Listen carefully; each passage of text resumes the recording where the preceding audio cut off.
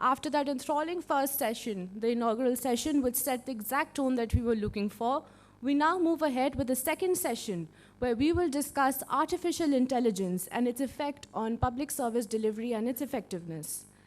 For this session, we have a distinguished set of guests here present to educate us about this.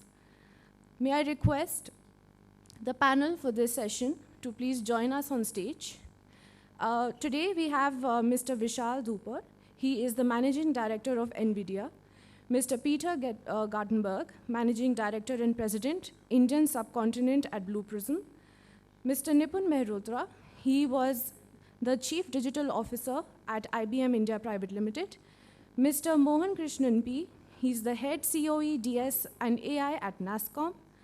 Mr. KUNAL PRASAD, Co-Founder and COO, Cropin Technology, and our moderator for the session, Mr. UDAY SANGHANI. He is the Head of Intelligence Automation and Cognitive Solution, KPMG India.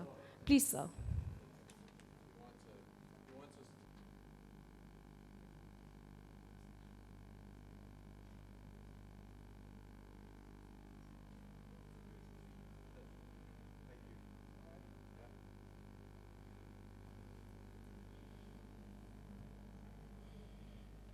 Thank you very much. We now get into the core discussion of artificial intelligence.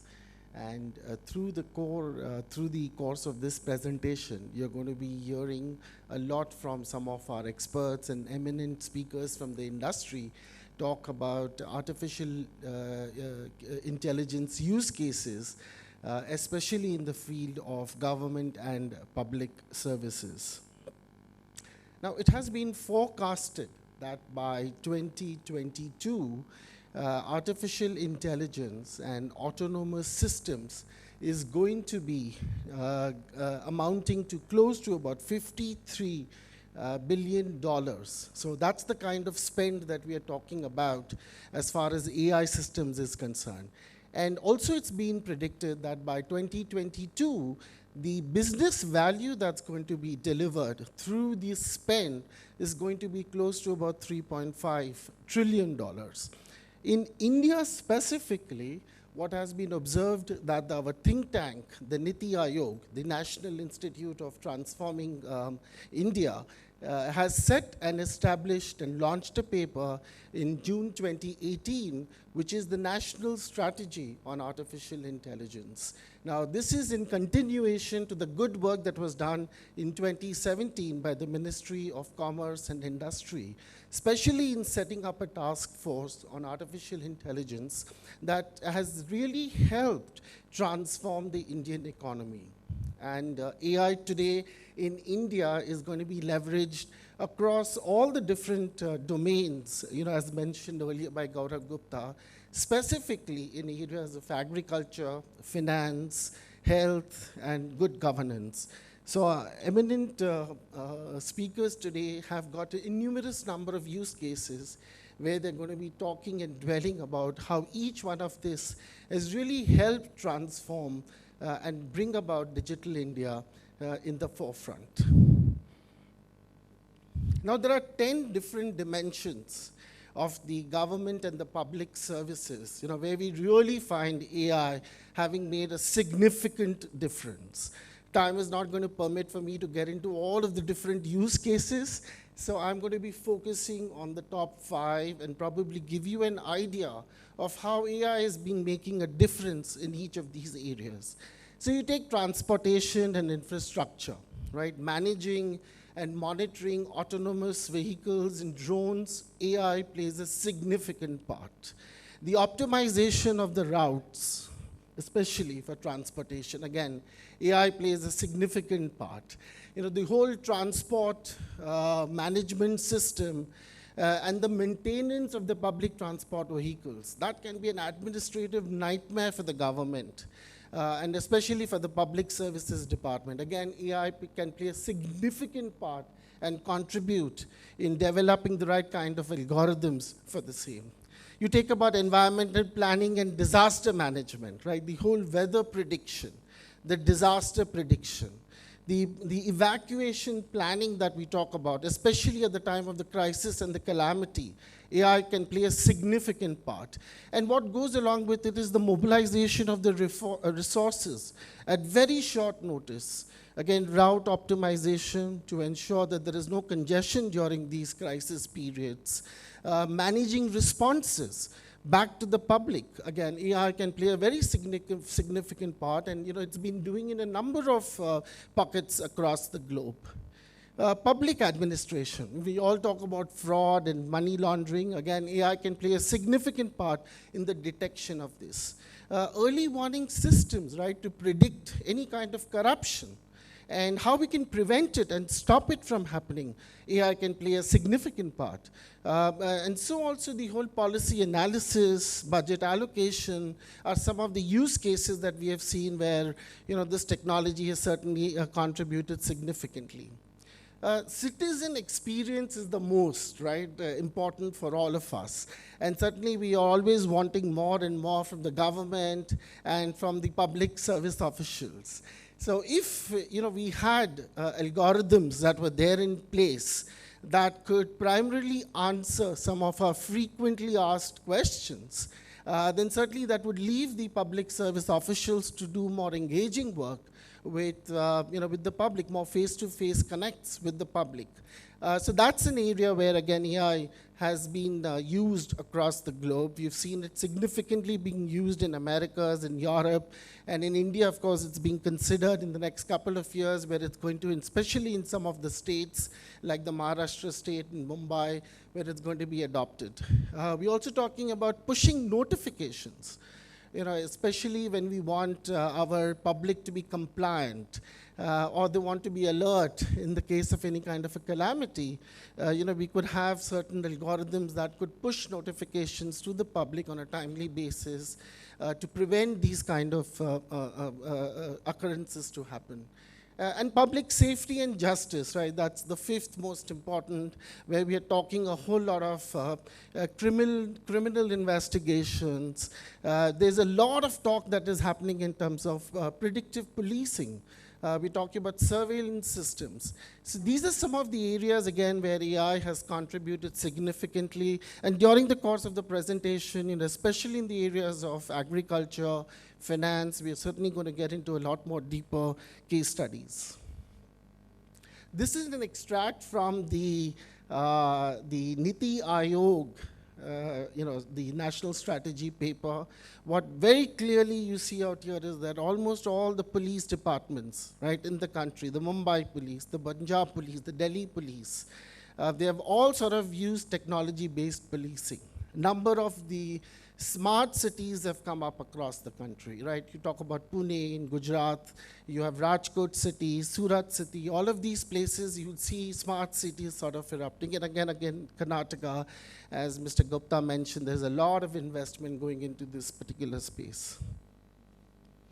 Now, within AI, you have a lot of technologies, right? So if you look at it, again, there is a good amount of study that has been done. Biometrics and authentication, speech and facial recognition, predictive analytics, and for e-governance, you will find that these are the technologies that are most widely being adopted today by the government. Now, having said about all of this, there are certain challenges of the government that AI can address very well, right? You're talking about risks. Now, these risks could be risks due to non-compliance, or it could cause some kind of a financial or a reputational harm. So again, AI can come in and help and prevent these risks from happening. We talked about citizen satisfaction. I talked about some of those use cases, but you could use technologies like chatbots, right? Chatbots is an ideal way to sort of get the public to start interacting with a database and get some quick responses. Resource constraints, right? Today, there is a lot of constraint of resources today within the government. And as a result of which, you could have work optimization algorithms, have the right person at the right place doing the right kind of work. So again, AI plays a significant part in that area. And lastly, what I would like to say is, while we're talking about what the technology can do for the government, there are certain aspects that the government also should be ready, right, in terms of ensuring that they are equipped to be able to take on and embrace this new technology. So we're talking about ensuring some of the ethical challenges that could come about because of the introduction of such technologies.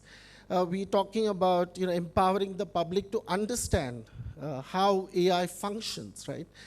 Vish talked about how it's not just important to be ready to accept the technology, but it's also, you need to be trained to be with the technology. And therefore, the whole capability development of some of the people within the public service and the government official zone, to get them trained and getting them up the learning curve to be able to embrace AI, tackle privacy and security issues, right? Ensure legal accountability and liability because of the adoption of the technology.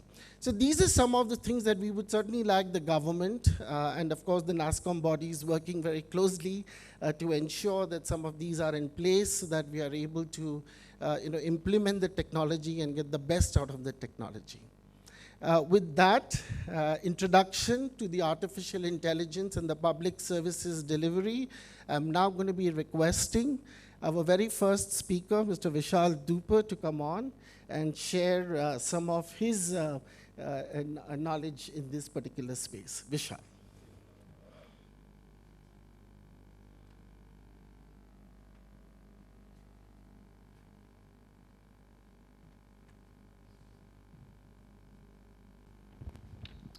Possible to dim the lights. Hi, good afternoon. So the way I thought after Uday set the context is why not show you a little video. And after the video, I will take some time and give you the genesis of what I understand of this very enthralling, very scintillating word called artificial intelligence.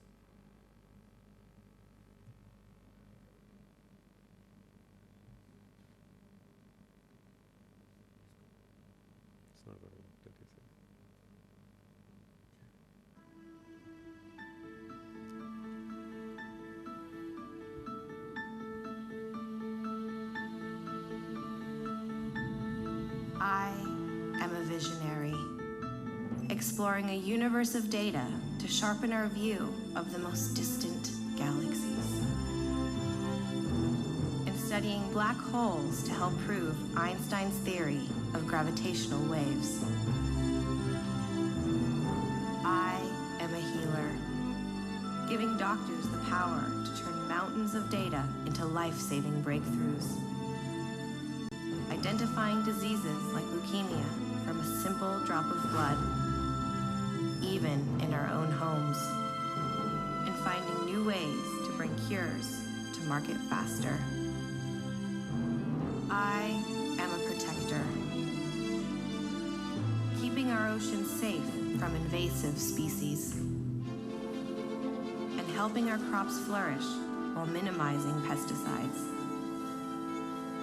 I am a helper, assisting customers in stores and the disabled in their homes.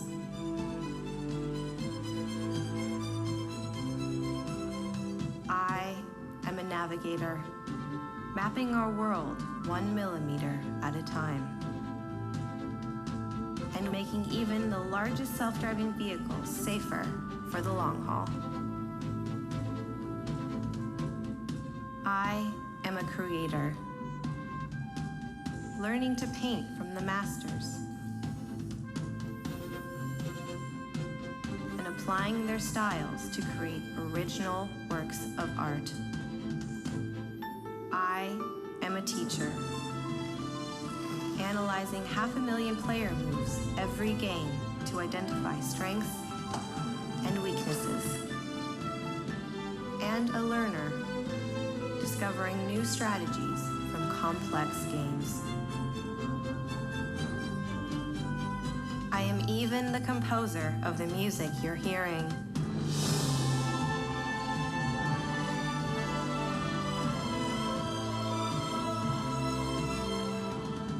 I am AI, brought to life by NVIDIA, deep learning, and brilliant minds everywhere.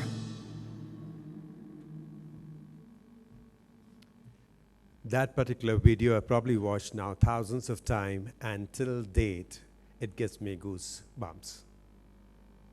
It gives me goosebumps because every time we talk about it, there are several people who get into this debate with me. Are we talking about AI? Is there anything called AI? Is it machine learning? Is it deep learning? And there are so many words around it. What if we simplify these words? And for the sake of today's conversation, just restrict it to artificial intelligence, AI in simplification. And if I'm allowed to say, even go half a step forward to say, it is nothing but software writing software. We have reached a point where we can augment our software engineers by giving them access to new algorithms such as deep learning and have them exposed to this humongous sized computers, also called supercomputers, and have those computers learn certain tasks. The task of writing software by itself. This very observation about 7 or 8 years back is what the excitement in the world is about. That how do you go as a domain expert through your digital experience, the data that you every day collect, see, and probably even build, how do I take that data and have that written by the computer by itself? A software that cannot be written by us as humans can be written by the computer. That very paradigm changes everything. The first part of my observation out of that is, will that mean that there will be no software engineers writing software over the keyboard? The answer is no. They will still write the software. They will still write the software on the keyboard from what they've learned, what their imaginations are, what they've been taught, the derivations from the first principles of science. They will still write those algorithms, but they will augment those software through machine learning approach, which predominantly is built on 3 fundamental pillars. And we know that everybody talks about it, data, humongous amount of data. The innovative algorithms that are repeatable. Those are repeatable as AI, they are repeatable as you and I talk to them.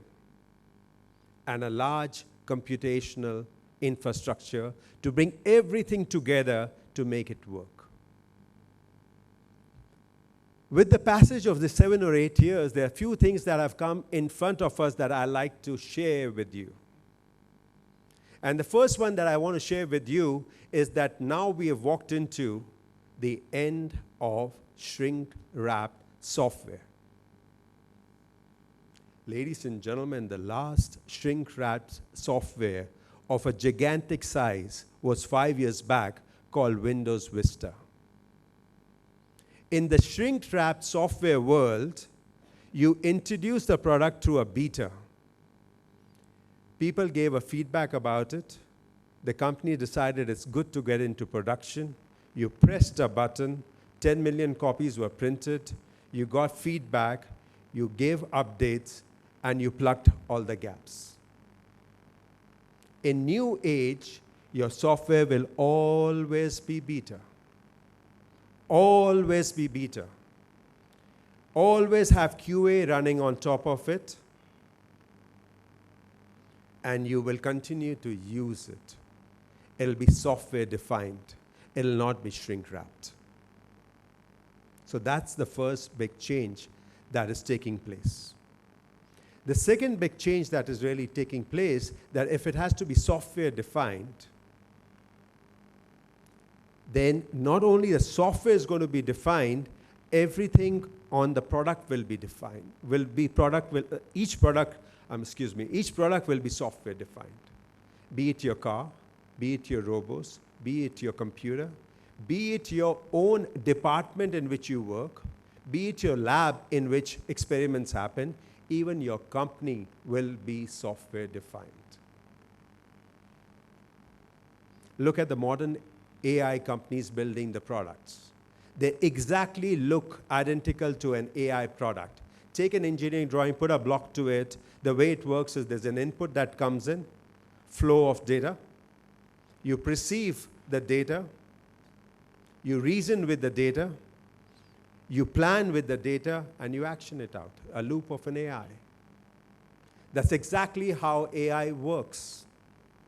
Therefore, everything is going to be software defined. Your capabilities are going to be based on software definition. A doctor will sit in front of a system which is software defined. A radiologist will sit and say, hey, what you are telling me, this bundle of knowledge, that this is right or wrong, I'm going to tell you exactly what it is, and if it is right, big thumbs up. If it's not right, then it'll go and make a change. And if we're going to be software defined, then we're going to be data driven. And if you're going to be data driven, every single company needs to then decide what's the definition of a strategy there. Your data strategy will be what data to use, what data not to use, what data to be creative about, how do I fuse that data, how do I bring it in my models, and then basically curate those models and apply that into your pipeline for your work to go on. And if you're going to have a data-driven world, then the onus is on each one of us. Onus is on us as executives, as leaders, for us to really understand this transformation that's truly happening in the data-driven world. We will need to understand that this petabytes and petabytes of that data that's coming in, how do I analyze that data? How do I prepare that data? How do I curate that data? How do I validate that data? How do I simulate that data? How do I bring it into production? And how do I OTA it? Now, on leaders, this becomes extremely important because leaders set up conditions for companies to succeed. I'm not saying that they will make companies succeed, but they set up the conditions for it to succeed, and it becomes an onus on them to understand this workflow. And if they need to understand this workflow, the strategies will happen.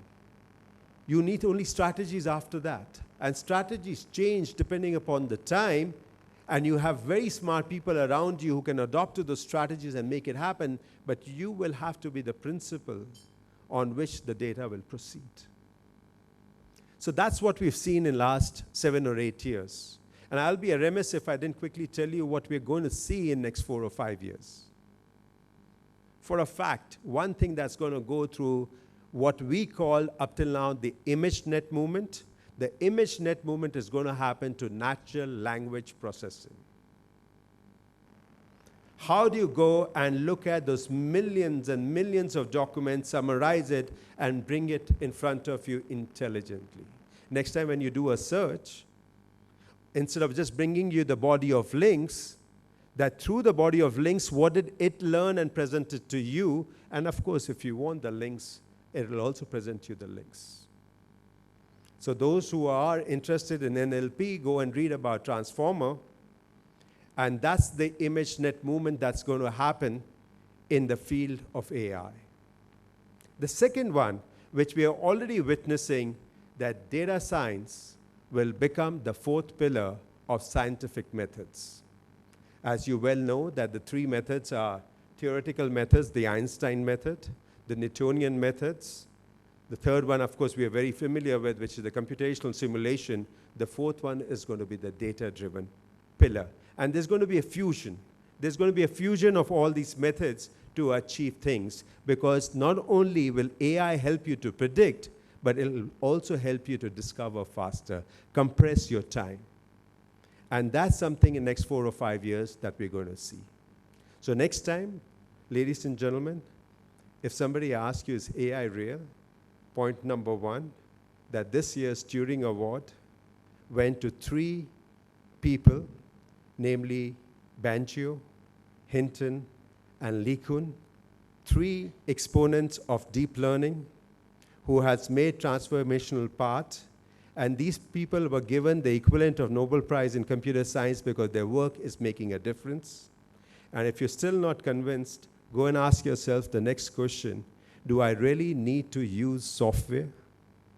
And the answer will come, yes, you need to use the software because you always use the software.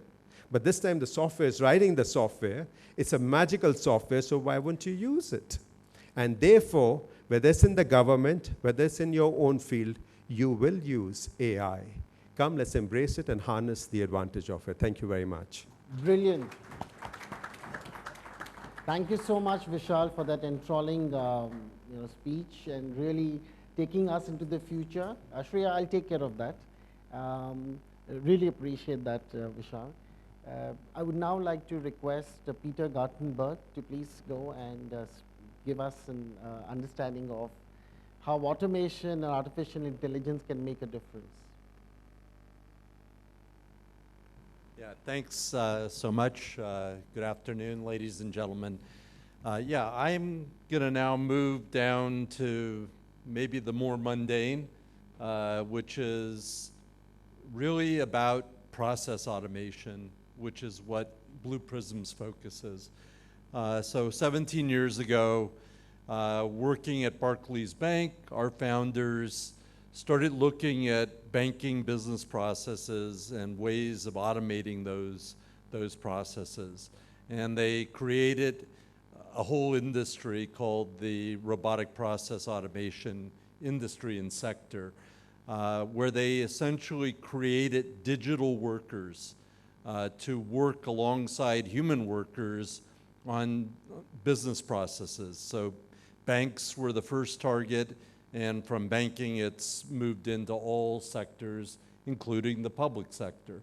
In India, the first robotic process automation was with foreign companies building their global in-house centers here. Now they're called global capability centers. So the first automation, our kind of robotic process automation came in there. And India pretty quickly became a global center of excellence for this whole area of process automation. And many Indians that worked in those centers initially when it first came here have gone on to take global roles in this whole area. Now, a lot of the time when you hear about, AI is going to knock out jobs, it's a lot of what they're thinking about is the initial implementations of robotic process automation, because that was really the initial focus, was how do we take out FTEs, and that was the business case for this whole RPA industry. That's changed a lot, and I would say it's really changed a lot in the whole public sector as well, where that wasn't really the core priority for robotic process automation. The other really interesting thing, and going to Vishal's presentation, and it follows a little bit of my career background.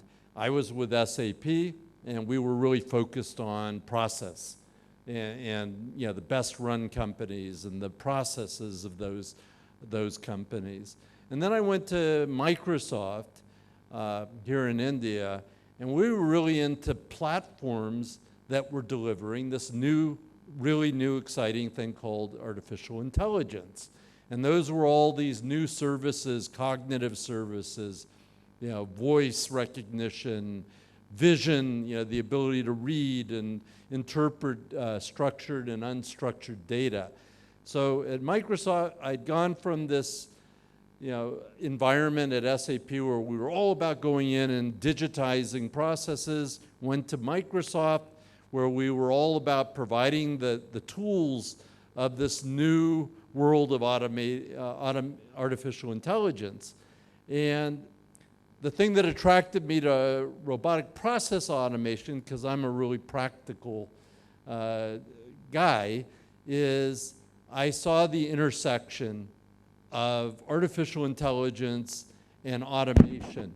And that, I mean, even Blue Prism has recognized that this is really the next domain for artificial intelligence. And the great thing about Blue Prism is they found a way to grab innovations in artificial intelligence from all the big providers of those technologies like Microsoft or Google or IBM Watson, Amazon, and how you could easily plug that into a process and apply artificial intelligence rapidly in anyone's environment.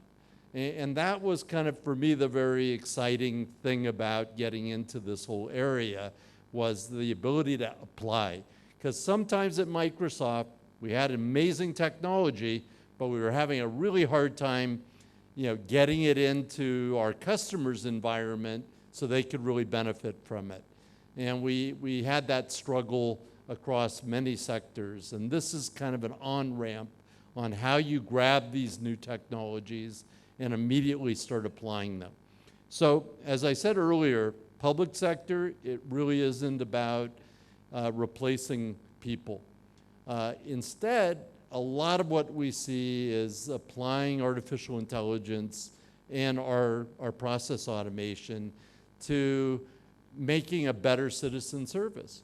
That's really a lot of the core of the work that we do in that area. And when we said better, what was that? A lot of public sector organizations don't have enough human capacity today. So a lot of what they're trying to deliver, they can't deliver because they simply don't have the human capacity to do that. So that's a fantastic area that we can contribute. We can give an organization that maybe doesn't have enough human resources help to deliver those services. Another typical thing we're seeing in public sector is expanding the service window. Many government agencies operated 9 to 5 type of operations, and certainly not on the weekend. With robotic process automation, with AI, you can now look at a 24/7 service window. So that was another way of enhancing those kind of citizen services. There are a number of other issues that AI together with the robotic process automation can really enhance, and that's the speed. So many government services require some sort of claim process, or there's an entitlement and you have to submit a type of application. Again, that's an area where private sector and public sector entities see a way to drive throughput. So you can do this, these processes and give the citizen, the output much, much faster by applying these technologies. Then there's a whole other area around accuracy. Digital robots actually can do a lot of processes more accurately. They can also do them more securely than humans in many cases. Human beings make mistakes. They inadvertent security risks that they create, and some intentional. This whole area of AI together with process automation can really reduce the kind of breaches and security issues that a lot of organizations, public sector and private, are dealing with. Again, the use cases are many. I thought I'd point out one that I thought was really interesting from a municipality in the US that had a pipeline for a water pipeline that they were monitoring. So I was like, wow, what's that have to do with any of this? And they were doing the monitoring with cameras along the entire pipeline. They were trying to see problems, corrosion, and things on that pipeline before they even started. And they were doing it with human beings, using human visual ability to look at photographs and video and monitoring of that pipeline. And they'd been doing it like that for a while. And they thought they were fairly automated. But they were still getting a lot of incidents, corrosion. They had all the losses, water losses. So it turns out that AI is better at evaluating visual elements like a pipeline for corrosion. It can see more than the human eye. And so what they did is they started applying artificial intelligence around the vision technologies, and that was able to see corrosion that wasn't visible to the human eye. And it was able to look at it on a real-time basis. It was able to evaluate ahead of proactively where there was going to be a problem before the leak even occurred in that pipeline, or if there was a breach of the pipeline. And it, again, completely automated. It was able to see it and respond and dispatch where we needed a human dispatch to go out and repair. It was able to do all of that, and it was able to do it 24/7. So I thought that was a pretty exciting kind of use case where you brought together an existing process, but then started applying the latest in artificial intelligence breakthrough in the area of vision. And there are many, many other cases like that for voice and security. But this is really the next domain. What I'm excited about for India is I think we can start applying some of these technologies like now. And we are, in a lot of areas, but I'm seeing a way that it can be done on a fairly large scale. And then when you put the ingenuity that we have in India in this whole area, I think we're going to see some really dramatic world leadership in the application of artificial intelligence and process automation for good. And that's what we're really committed to at Blue Prism. So thank you, Peter. Thank you so much. Big round of applause to Peter.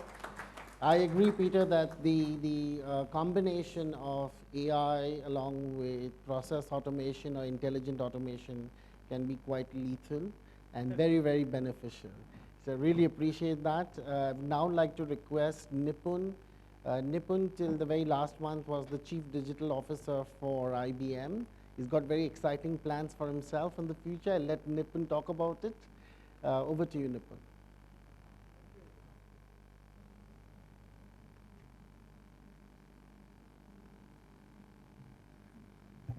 Thank you, Uday, and good afternoon, everyone. I'm not going to talk about my plans at the moment, but I will rather talk about something more interesting, and I will talk about agriculture.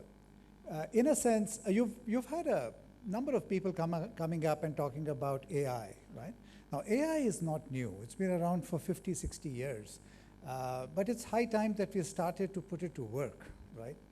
And AI and blockchain and some of the other newly emerging technologies, or what we call deep tech, out of no use unless we can really use them for efficient public service delivery, right?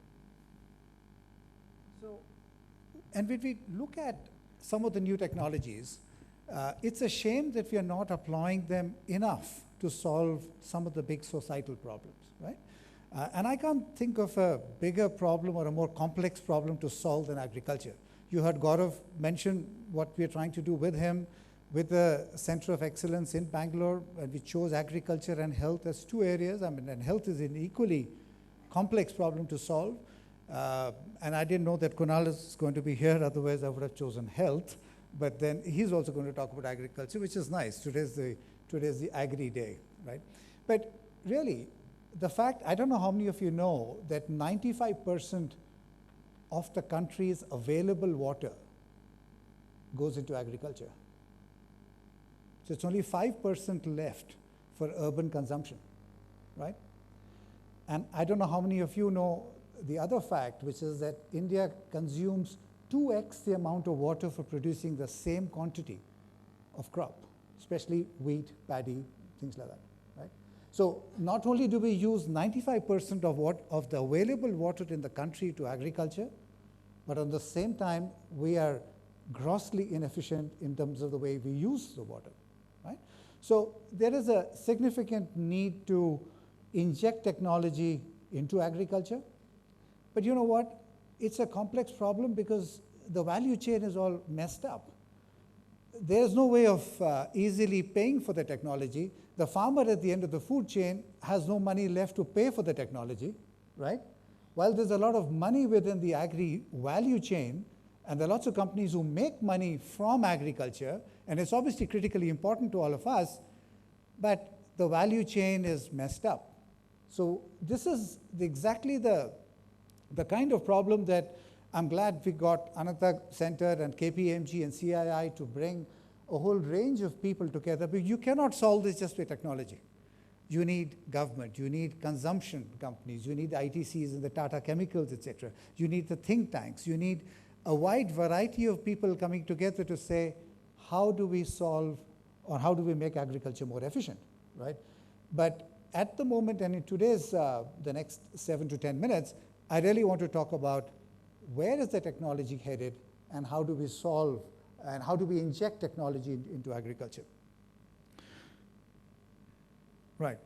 The other approach, and I think Vish mentioned it in his opening remarks, that there's this technology available. You take a photograph of the plant, you're able to upload it, and you're able to figure out if based on the color and based on other parameters, what's happening to the crop.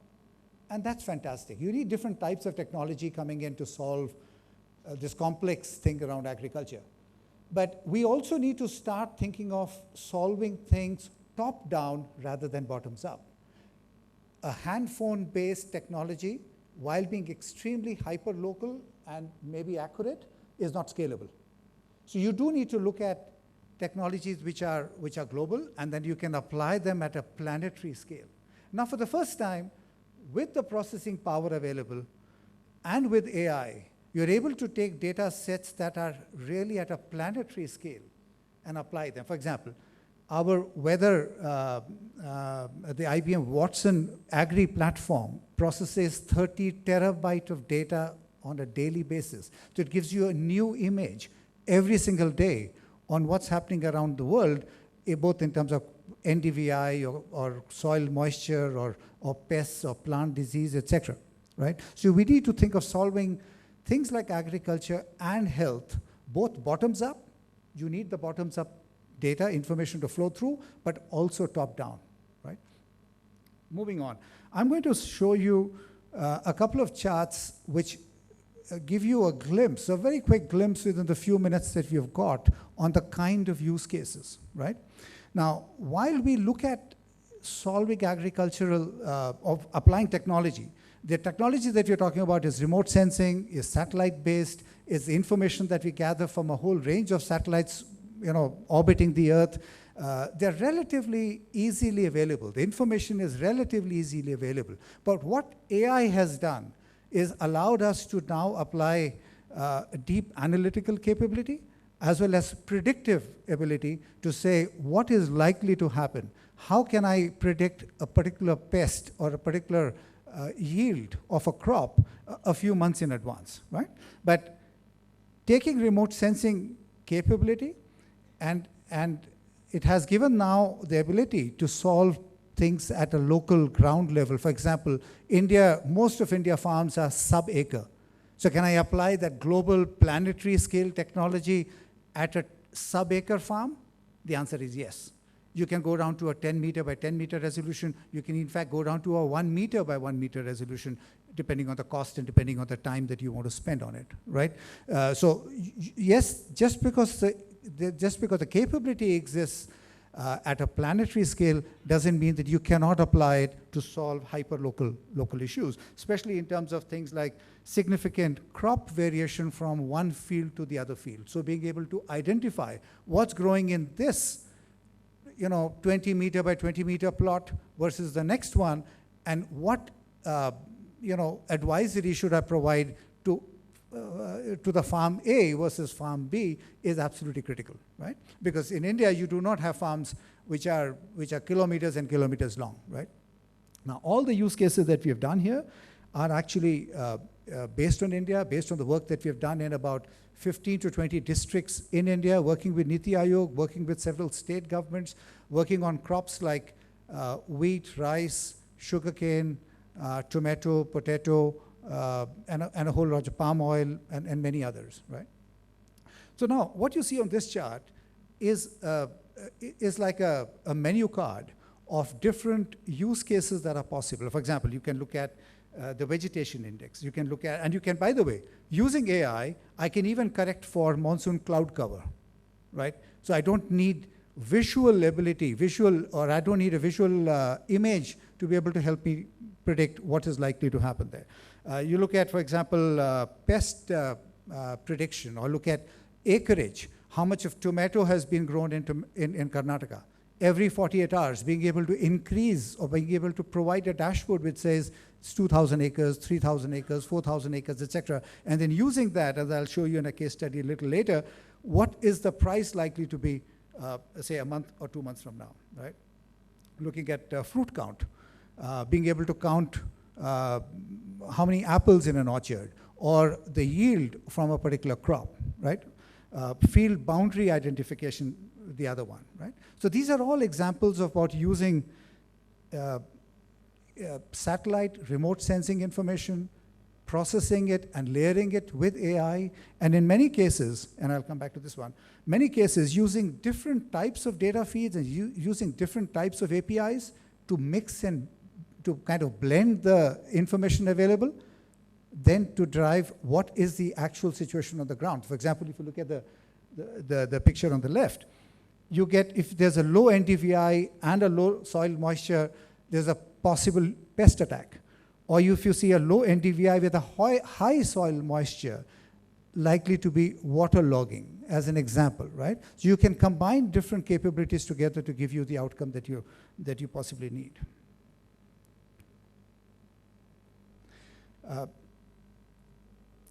The other capability, going back in time, temporal visibility, right? Which is in a piece of land, in a plot of land, what was grown over the last 5 years, right? Going back and mapping it, and you use the digital signature that you capture from satellites that have orbited the Earth many years back, pick up the data, process the information, and now you're able to provide this information. This is extremely relevant for the financial sector, as an example, for insurance or for rural credit decisioning as an entirely different use case, right? Then you take the ability to estimate where is a particular crop in its life cycle. You've just sown it, it's maturing, ready to be harvested, etc. And you look for the right ingredient. So for example, what's the nicotine level in tobacco, and you want it to be at its highest just before harvesting. So you kind of harvest it at just the right time, right? Now, just to end, I'll mention a pilot that we are running in Karnataka, and Gaurav mentioned it in some form. This is about price estimation for tomato in 3 or 4 districts in Karnataka. As you can understand, price estimation will depend on acreage, which is the amount of land that's been used for tomato or a particular crop, then the yield that you're likely to get from that plot of land, right, which is the quality of the produce.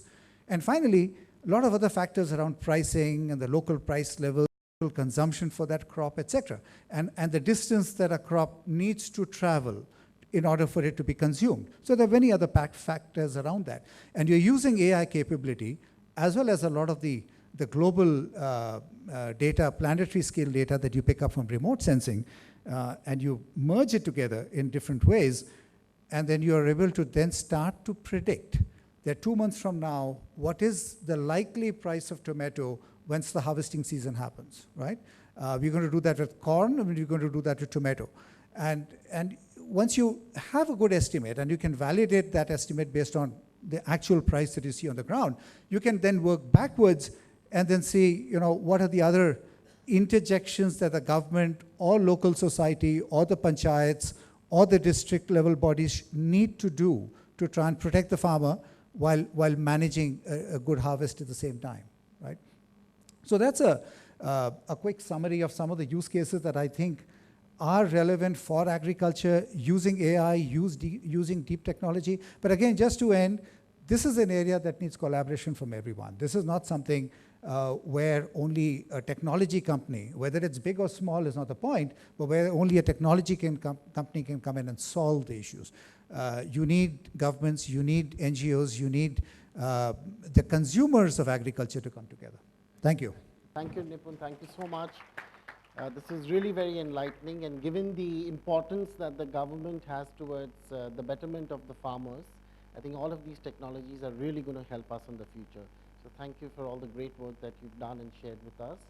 I would now like to call on Mr. Mohanakrishnnan, who is the head of the Center of Excellence of the Data Sciences and Artificial Intelligence, NASSCOM. Mr. Gaurav Gupta mentioned briefly about the investment that he's making with NASSCOM to ensure that artificial intelligence reaches across the states. We got Mohan from NASSCOM to tell us what's happening in this area. Right. Thank you, Uday.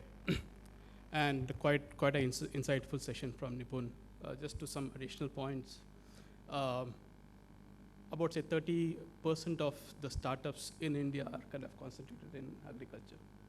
And that's, let's say, like a huge elevation for us, given the kind of, because when people look at AI, most of you, or say most of us, look at it saying that this is more around the business. Whilst the business is there, interesting to see that even the startups are heavily focused on some of the problems which are quite transformational.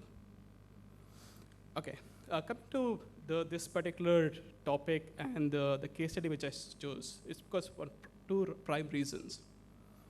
One is to showcase the transformational power of AI, and also to demonstrate as to how the government can be probably the biggest consumer of AI solutions because of the complexity of the business problems what they face, and as well as the data what they have, and also in terms of how they can engage with the larger ecosystem what even Nipun was kind of highlighting.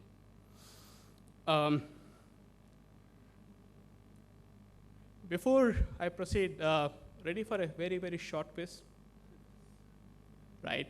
Again, there are not going to be any prizes for this, just to kind of test our own awareness of, and it's also for us to set the context for why this particular specific use case and the kind of work what has happened. Any guesses in terms of how many major languages are spoken in India? I'm talking about the major languages. Then when it's close by, 22. How many written scripts?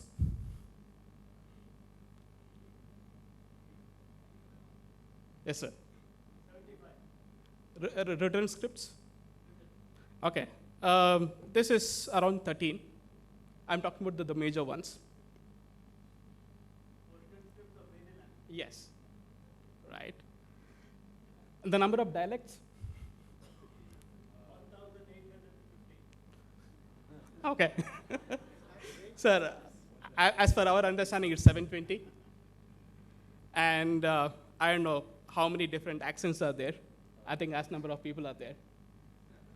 1,950. Yeah, it could be any number. Your good is as good as my guess. See, the reason why kind of having this is because of the work what we did with an organization called MyGov. MyGov, as I'm not sure how many would know, they are the government agency, they are under MeitY.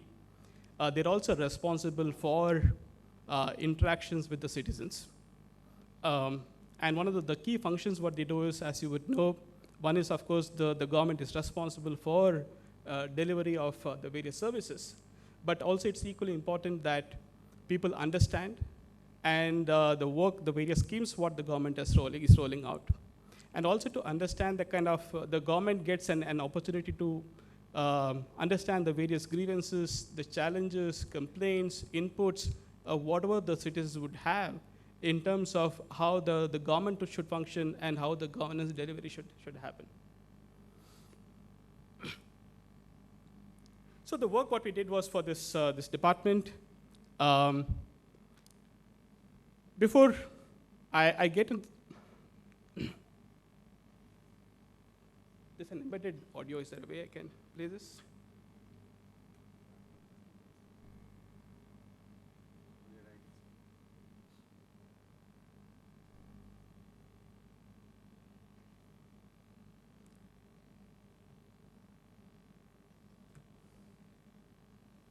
कर रही हूँ मुंबई से। मैं एक visually impaired citizen हूँ of India. आज मन की बात में मैं अपनी उस डिफिकल्टी को रखना चाहूँगी जो कि मैं अपनी डे टू डे लिविंग में फेस कर रही हूँ। वो है regarding my financial independence. It's regarding the sizes of new notes that has been issued. The sizes are so similar of the notes that it is difficult to handle by the visually impaired community. It is difficult to identify the currency, the difference between two denominations, especially the new ones and the old ones. तो मैं हमारे prime minister के आगे ये अब हमारा problem as a whole community. Okay, so this is one amongst the close to about 3.8 million interactions which happens with the government. As through this portal, they have connected with close to about, say, 6.3 million people, and again, that it keeps increasing every day. The government or this particular department gets inputs, like I said, that across a wide section of areas. It could be complaints, challenges. It could be about saying that how the government should function, or any of those. The government looks at these inputs, not necessarily 100%, but kind of through a mechanism, tries to understand what the people are saying. The inputs are in multitude of languages, and that kind of the reason why you also had that short quiz. It can be any language from across the country. And the challenge what they have here is, how do you listen to all these calls, summarize those, what the call is all about, understand the sentiment behind it, and transmit that information to the concerned department for further action. Now, currently they had a huge army of people whose job was to sit and listen to these calls. And of course, it means that they're not able to listen to all those 100% of the calls. A very, very high portion gets lost. One is to lose those calls, and also importantly, what happens is people lose faith in the governance. They say that, hey, I've complained to the PMO on various aspects. The government is not responsive. They're not listening to me. They don't care about me. So what we did was to kind of look at the transformative power of NLP. To bring in the speech plus the text and the sentimental analytics. Some of the speakers spoke about a collaborative approach. What we did was to, with the help of the startups and the large corporates who also gave them some sort of a mentoring, identified the various solutions what they have is within the Indian startup ecosystem. Kind of amongst close about some 40 odd startups who are working in this space, specifically in Indian languages. Identified, curated those startups through a mechanism of multiple levels of filtering to look at how frugal is their solution, how technologically advanced they are, how accurate are the responses they're able to fill out. Identified a set of companies who can help convert all those speech, the inputs what the government gets, within a few seconds. So what it means for the government is that probably the millions of calls which gets discarded simply because there is no human way all those calls can be heard, understood, and passed on for the departments to take action. The power of AI can bring in a better governance for the government, and also what it means is for the citizens, their voice is heard. And of course, it's got practical applications across the various departments. You take healthcare, you take agriculture, you take transportation, any department, whether it is from the business side or from the government side, there's a huge opportunity for applying these solutions for a better delivery. That's it. Thank you so much. I think this was an excellent use case that really helps us sort of reach out to the interior in India, and we can replicate this across sectors, and across different languages within the country. So thank you so much. Our last speaker is going to be Kunal. Kunal is leading Cropin technology and done a lot of work in the agricultural space, used artificial intelligence to its maximum, and Kunal is going to share with us his experience about how technology can help in the agriculture space. Great, thank you so much for the wonderful opportunity. I think it's an opportunity for learning as well as sharing. I got a lot of learning sitting over here since afternoon, sorry. Talking about Cropin, we are basically a technology company very, very focused into the agriculture sector. We started off back in 2010 with an aim to digitize the agriculture ecosystem players and ensure that the value chain players has a platform through which they can take data-driven decisions. That was a clear insight that we had from the very start. So when we started back in 2010, I think when we talked about data and technology, it was more about digitization. Digitization, that means a transparent platform where people would know what is happening at what point in time, because that was a big challenge then. For companies which were working with thousands of farmers and 10,000s of them, it was very important to understand the requirements of the farmers, what is actually happening, what crops they have picked, how it is growing right now, so that they can take those crops and support the market demand which they were promising. So this was the initial journey that we started off with. And slowly as we graduated, we started looking into agriculture from multiple perspectives. The perspective then changed from a business side to also solving the farmer's problem. And the farmer's problem were again multifaceted. So if you see from a farmer's side, there are 4 critical touch points which the farmer has. One is he has needs for access to finance. Second is access to inputs. Third is access to advisories. And fourth is access to markets. So if you see for any business now who's working with the farmers, will have some or other validation around these points.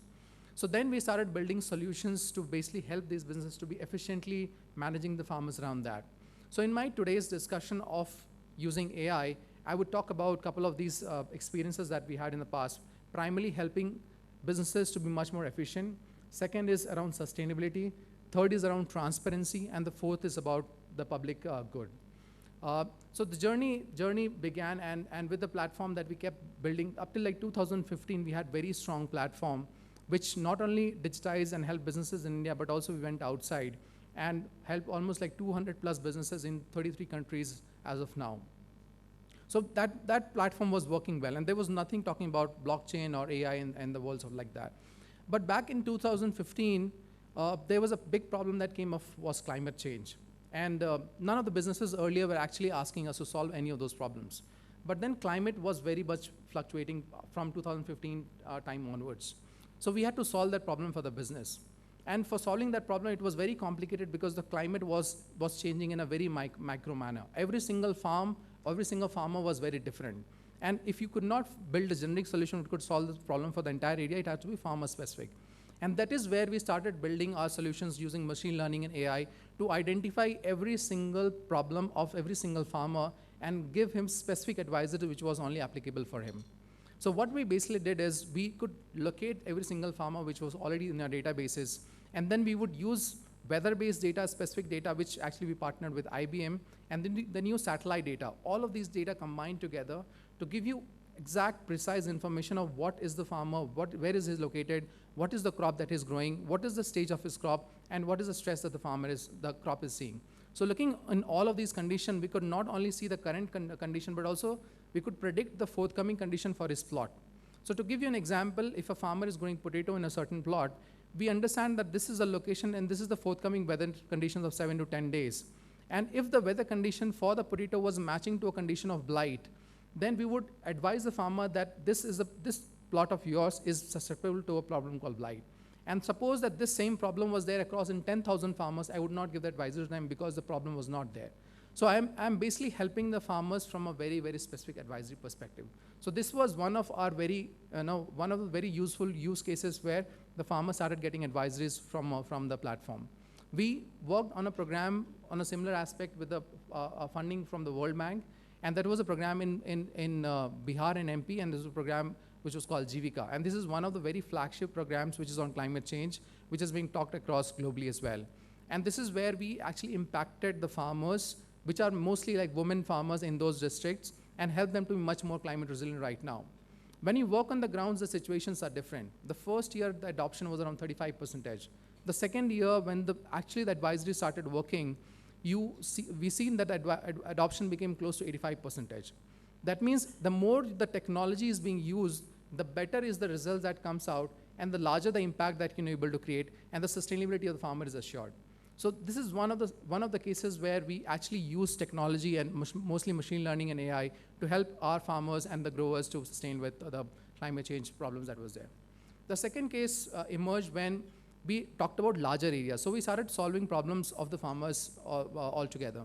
But there were problems for the entire crop forecasting. Like something we talked about, like for tomatoes, we had other problems for different crops as well, where the businesses or the governments wanted to understand how much crop is growing, because it was very essential for them to plan out the entire ecosystem, from the production aspects to the supply chain to the market demands and everything around that.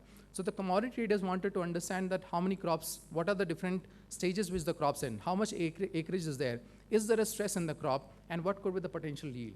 So again, using technologies, using satellite-based data, using weather-based data, and using our ground-based data, you could actually predict the crop states for all of these things.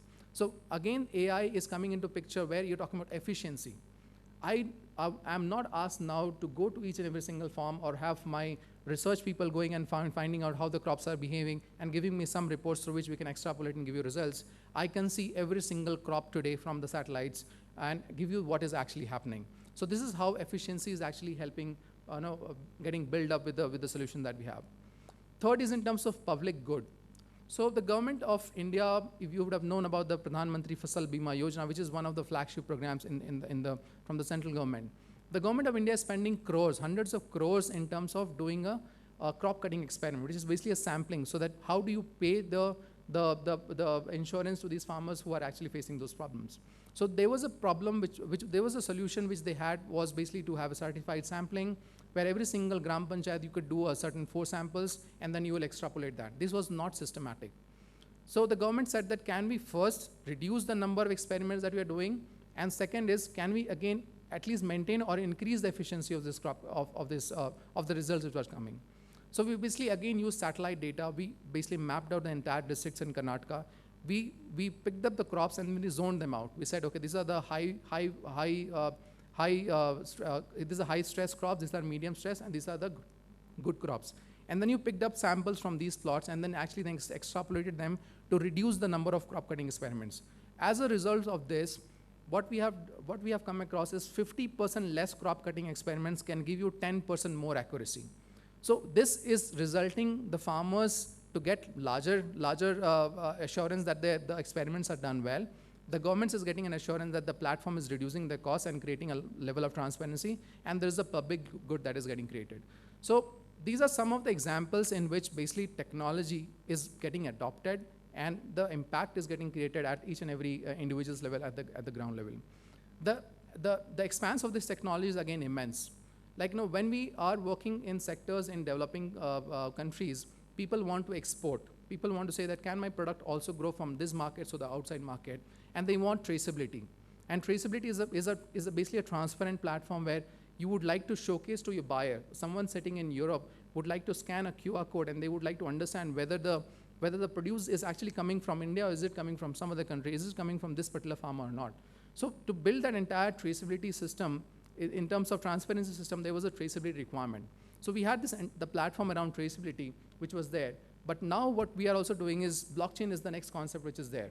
So to have the entire food chain traceability, the blockchain concept is going to be one of the stars, which is actually going to not only create value for every single stakeholder in terms of helping transparency, but also assure the user who's consuming that if you're consuming your organic food, is it organic or not? The consumer is confused.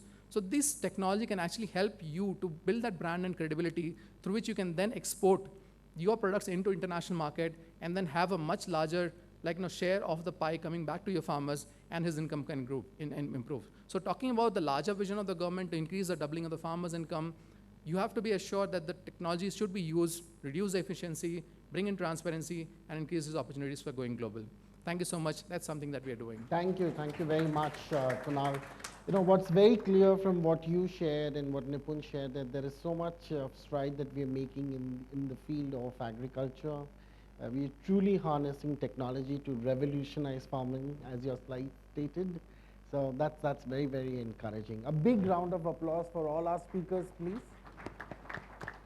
I really want to take this opportunity on behalf of CII, Ananta Group, and KPMG to thank all our panelists. So big, energetic round of applause for them, please. With this, we wrap today's session. So thank you very much, gentlemen, for making it possible and sharing your insights. Over back to you, Shreya.